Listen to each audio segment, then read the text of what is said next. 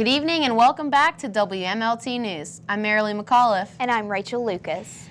There's much to learn from last week's off-year election. It was a test for President Barack Obama's hold on his current position, because we may be able to see the political direction in which the American people are going. New Jersey and Virginia, two states Obama has fought to keep Democratic, have elected new leaders. Obama had worked hard to make sure the Democrats won the governor's positions, but has ultimately lost the battle. The Republican candidates have won the positions in both New Jersey and Virginia, and it may cause Obama to lose credibility because of the amount of effort he has put into the Democrats winning this election. These states, along with a few other congressional and mayoral races, may have shown how much of a hold Democrats have in the coming years. With these positions being lost, and if popularity begins to fade, it may reveal a fundamental Democratic weakness in the 2012 presidential election. Stress is always a big thing on campuses across the world, and one of the best ways of relieving stress is by working out. Concord students and faculty are combating stress by attending Zumba classes offered on campus in the ballroom on Tuesdays and Thursdays. Alicia Evans has more. In the mid-1990s, an exercise routine known as Zumba was created. Zumba is a Latin-inspired fitness routine, literally meaning to move fast and have fun. Beto Perez, a South American native, accidentally stumbled on this now popular fitness technique that has taken the country by storm. Everyone's talking about this new fitness routine called Zumba. It's said to get you in shape as well as relieve stress.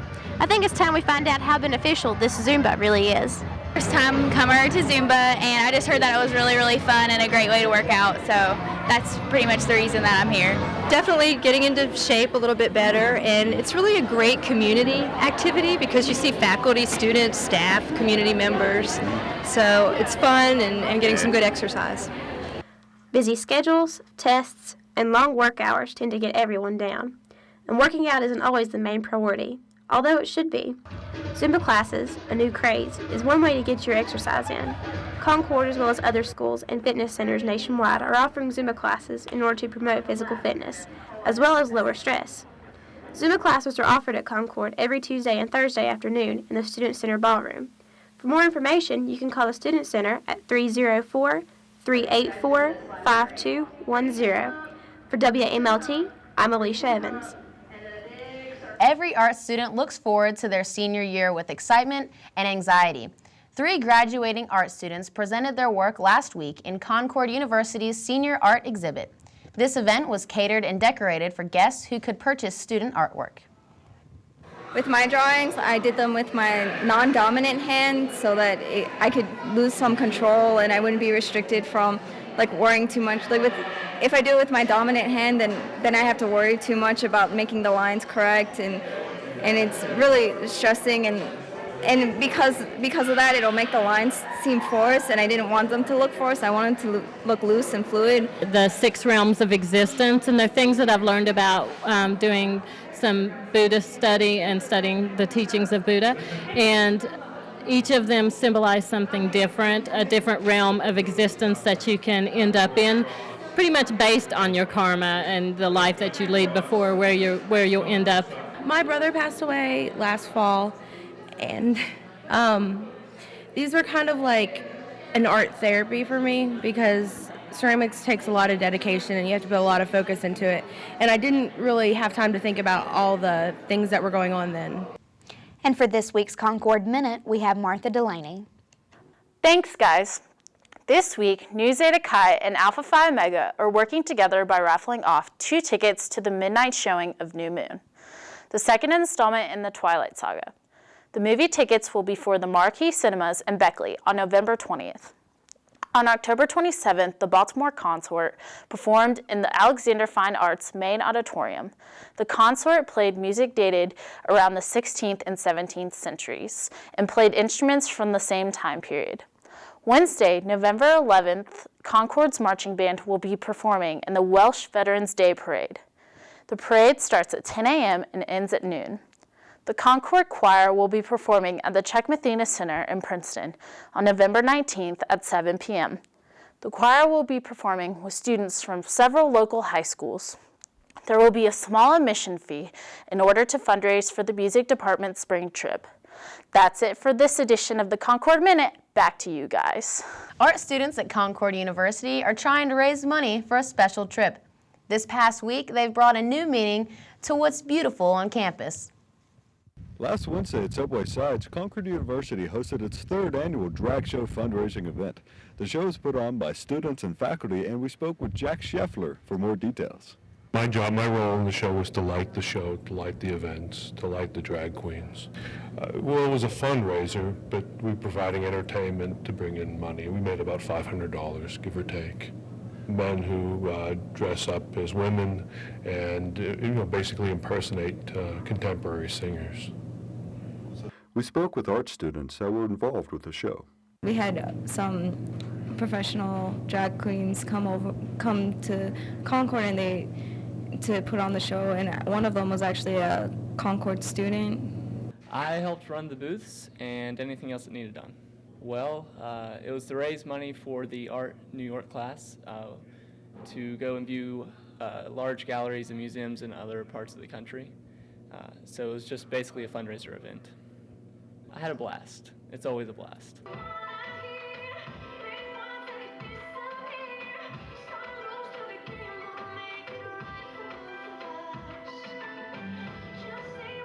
David Burnside, WMLT, Athens, West Virginia. Stay tuned for the rest of WMLT and see what fun a pumpkin can be, even after Halloween. And with this week's Take It or Leave It, we have Jamie Lee Reichert.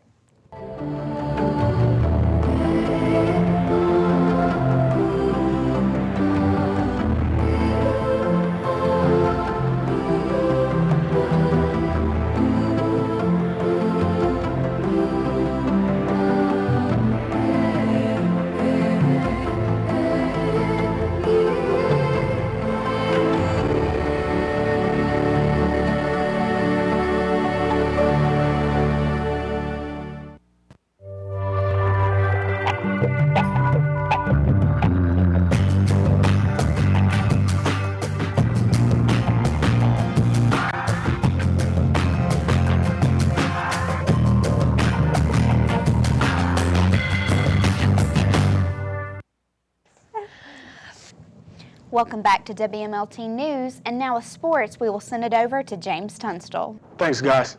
Concord University's football team season has come to an end. Their last game was Saturday, November the 7th. We ended the season with a loss to West Liberty State. The score was 42-64. Even though we lost the game, we finished out the season with more winning games. Their overall record was 6-5. All conference team consists of first team, second team, and honorable mention. First team players are Brian Kennedy, who won the WEVIAC rushing title with 1,505 yards. Thomas Mayo became the first Concord University player to be named for the Harlan Hill Award. That award is the best Division II player. He led the nation with 1,368 receiving yards and 124.4 yards per game. And Daniel Stone consistently double-teamed and triple-teamed. Despite the constant attention, he became first team all-conference. For more information on the other players who achieved special honors, visit the campus website at cumountainlions.com. Cross-country teams are doing a great job this season, with men coming in third as well as the women at the WEVIAC Championships. Nationals are coming up soon for Concord's runners on the 21st in Evansville, Indianapolis. Concord's women's volleyball has ended this season as well. They came up short in their last game to Shepherd on Saturday. The score was 2-3. The overall record this season was 11-20. Marshall's season is almost at an end also. They lost to University of Central Florida on the 1st. The score was 20-21. Marshall's overall record so far is 5-4. And WU is shortly coming to an end as well. They won against Louisville on Saturday by the score of 17-9. Their overall record so far is 7-2. That's all for sports. Back to you at the desk. Congressman Nick Rahal visited Concord for a Veterans Day ceremony. Rachel Lucas has more. Congressman Nick Rahal was a keynote speaker for a Veterans Appreciation Ceremony Monday at Concord University. The ceremony featured the dedication of 2 new flagpoles in honor of veteran Concord students as well as veterans nationwide. The ceremony took place here in front of the flagpole at Concord University. A crowd gathered to watch the dedication ceremony along with Congressman Nick Rahal. I feel very strongly about supporting our veterans, not only on Veterans Day or during this week, but each and every day of the year. West Virginia is a patriotic state. When you look at the number of our young men and women that have served on a per capita basis, especially during the Vietnam War, we rank right up there at the top of the 50 states.